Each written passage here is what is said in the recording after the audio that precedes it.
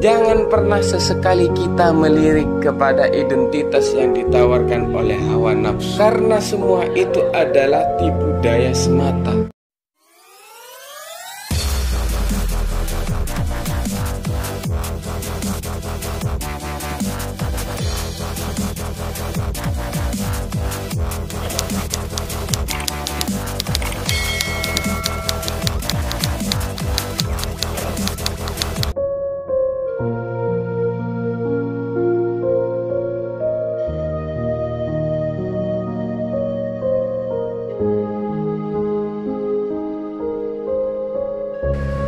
Bismillahirrahmanirrahim. Assalamualaikum warahmatullahi ta'ala wabarakatuh.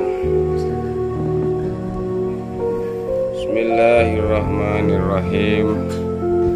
Alhamdulillahirabbil alamin arrahmanirrahim maliki yaumiddin. Iyyaka na'budu wa iyyaka nasta'in ihdinas siratal mustaqim siratal ladzina an'amta 'alaihim ghairil maghdubi 'alaihim waladdallin. Amin. Allahu akbar, Allahu akbar, Allahu akbar, Allahu akbar, Allahu akbar, Allahu akbar, walillahil hamd.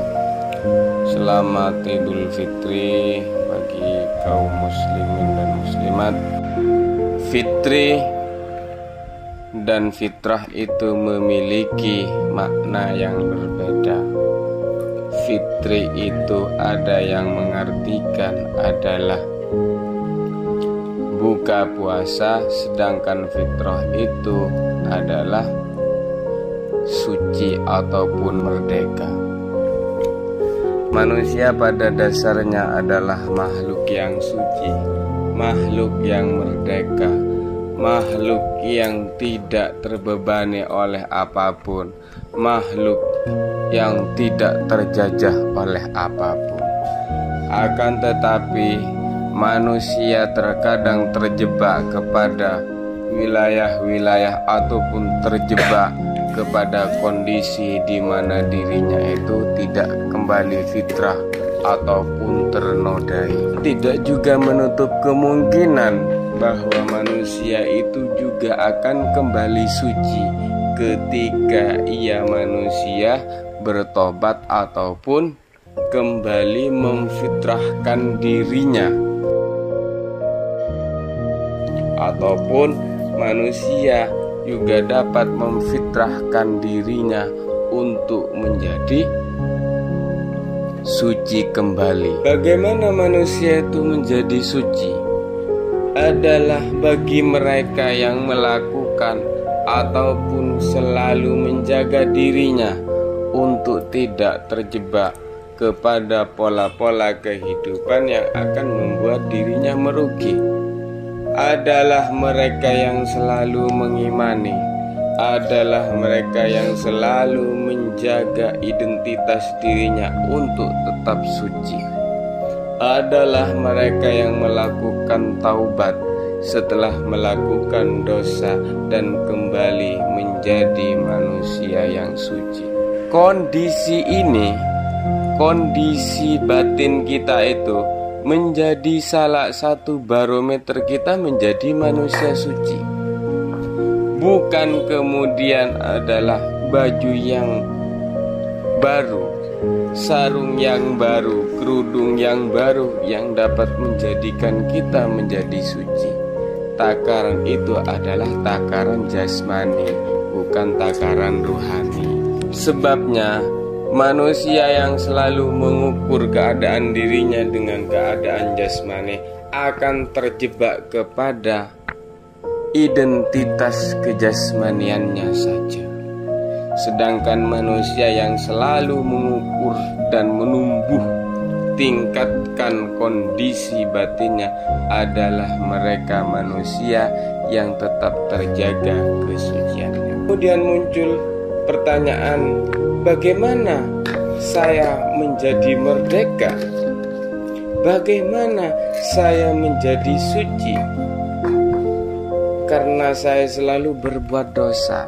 Setiap hari saya melakukan dosa, bahkan setiap waktu dosa-dosa saya selalu bergelimangan seperti buih.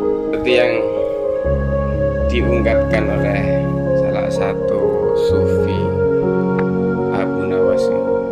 Abu Nawas itu pada satu ketika memohon kepada Tuhan, aku tidak sanggup berada di dalam nerakamu karena panasnya. Aku pun tidak berhak ada di surgamu karena aku manusia pendosa, sedangkan dosa-dosaku seperti buih bertaburan. Manusia yang merdeka adalah mereka yang selalu menggantungkan dirinya kepada Allah, yang selalu mendekatkan diri kepada Allah, yang selalu ingin setiap waktu bersama Allah.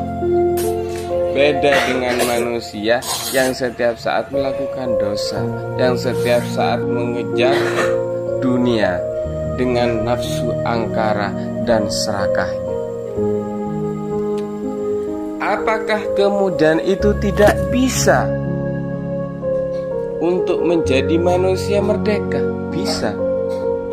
Tergantung bagaimana manusia tersebut berupaya mensucikan dirinya kembali, berupaya bertaubat kembali, dan tidak akan mau mengulangi dosa yang diperbuatnya. Di dalam kehidupan ini ada dua macam porsi. Satu macam porsi manusia yang berada di dalam kegelapan, porsi yang lainnya adalah manusia yang berada tetap menjaga fitrah kesuciannya. Manusia yang berada dalam kegelapan adalah mereka manusia yang tidak mendapatkan hidayah Allah. Akan tetapi tidak menutup kemungkinan orang ini suatu saat akan sadar bahwa dirinya itu berada pada kubangan kegelapan yang sangat pekat. Sedangkan manusia yang berada dalam alam kesucian, dalam alam terang benderang, adalah mereka yang setiap saat menjaga identitas kemerdekaannya, menjaga identitas fitrahnya. Kita tidak bisa mengelak di antara dua hal ini. Manusia yang berada di dalam kegelapan akan menemukan titik terangnya. Manusia yang berada di alam terang berharap tidak akan ada kegelapan dalam hidupnya. Kondisi ini tentu saja bisa kita lakukan, bisa kita upayakan setiap waktu. Menjalin kemesraan dengan Allah Subhanahu wa Ta'ala, menjalin keromantisan dengan sesama manusia, menjaga keindahan dengan alam semesta. Jika orang itu selalu romantis dengan Allah Subhanahu wa Ta'ala, di dalam hidupnya itu akan selalu terang benderang. Karena bagaimanapun manusia yang selalu menjaga fitrahnya, berarti ia juga menjaga keromantisan dengan Allah Subhanahu wa Ta'ala. Nah, manusia yang menjaga keharmonisan dengan sesamanya selalu akan tentram, selalu akan hidup damai dengan sesamanya.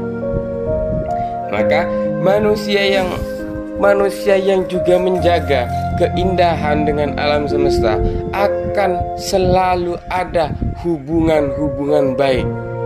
Jadi segala sesuatu yang ada di dunia ini itu memiliki keterkaitan dan ketergantungannya masing-masing.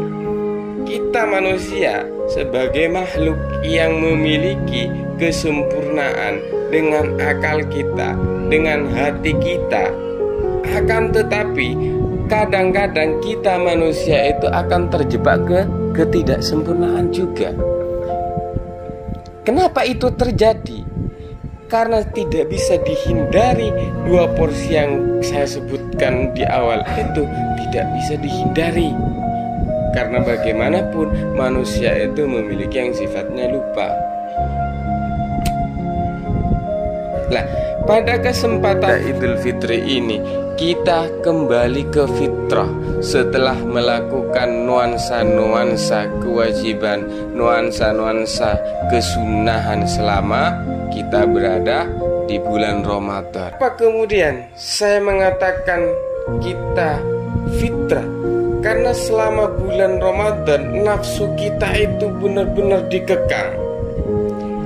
Kita kembali menjadi manusia sebaik-baik manusia. Kita kembali menjadi manusia untuk mendapatkan kesempurnaan identitas kita yang difirmankan Allah itu dalam surat Ar-Rum ayat 30. Hadapkanlah wajahmu dengan lurus kepada agama Allah. Tetaplah atas fitrah Allah yang telah menciptakan manusia menurut fitrah itu. Tidak ada perubahan pada fitrah itu. Jadi saya bisa melakukan tindakan dan upaya agar setiap saat saya selalu fitrah. Setiap saat saya kembali suci. Dan setiap waktu saya menjadi manusia yang benar-benar suci. Maka jangan pernah sesekali kita melirik kepada identitas yang ditawarkan oleh hawa nafsu. Karena semua itu adalah tipu daya semata. Kita melirik kepada sesuatu yang membuat kita itu sampai kepada makna kesempurnaan kita. Artinya begini, kita melihat manusia yang buruk rupa, kita melihat manusia yang cantik ataupun yang ganteng sekalipun itu sama dengan kita. Kenapa saya mengatakan seperti ini? Karena semua yang diciptakan oleh Allah itu adalah sebaik-baiknya bentuk. Meskipun dalam kacamata kita itu bentuknya tidak sama ataupun cacat, hanya saja kalau kita menggunakan barometer ruhani manusia, tetapi kalau kita menggunakan barometer jasmani yang tampak ataupun yang zahir, kita akan mengatakan mereka itu cacat. Bentuk dan rupa adalah kamuflase yang bisa menipu kita. Tampak cantik bagimu, tetapi kurang elok bagiku. Tampak elok bagiku, mungkin kurang sempurna menurutmu. Ketika kita diberikan pilihan-pilihan, maka kita akan menentukan pilihan satu, tidak ada pilihan dua. Kecuali kita mau menikah dan melakukan hidup neraka, walaupun mau dan dapat dari istri yang pertama.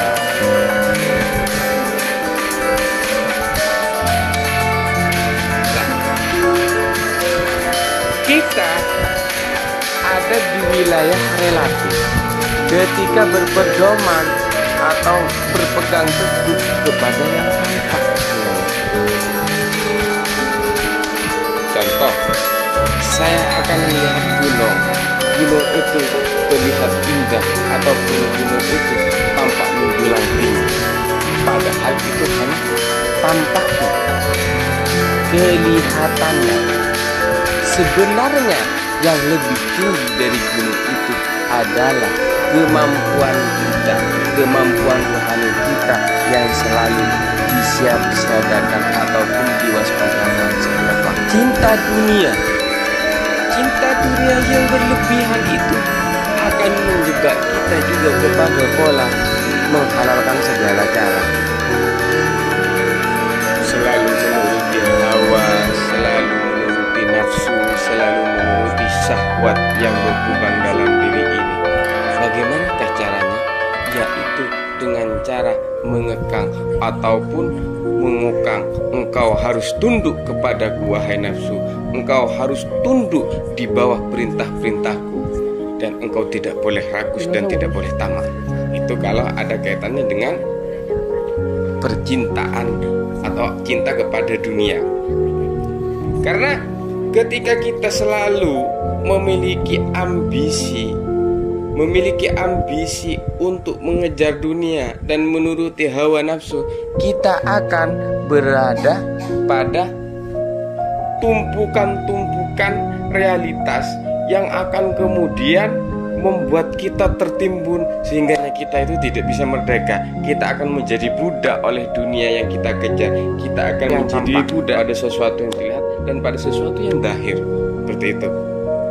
Bagaimana caranya? Adalah amal perbuatan, perkataan kita itu harus kita juruskan kepada Allah Subhanahu wa Ta'ala, kepada keadilan sosial manusia, kepada pelestarian alam semesta. Karena tidak menutup kemungkinan kalau kita itu terlalu cinta pada dunia, terlalu terleha-leha pada dunia, kita itu sebenarnya menjadi budak. Kita akan menjadi manusia yang selalu berambisi sehingganya kita itu tidak akan tampak merdeka. Kalaupun kita merdeka, orang merdeka dan budak itu akan beda. Kenapa? Orang merdeka itu akan selalu mengatakan, engkau dan pergi tidak membuatku berlonjak ria. Engkau ada dan tiada engkau sama saja bagiku.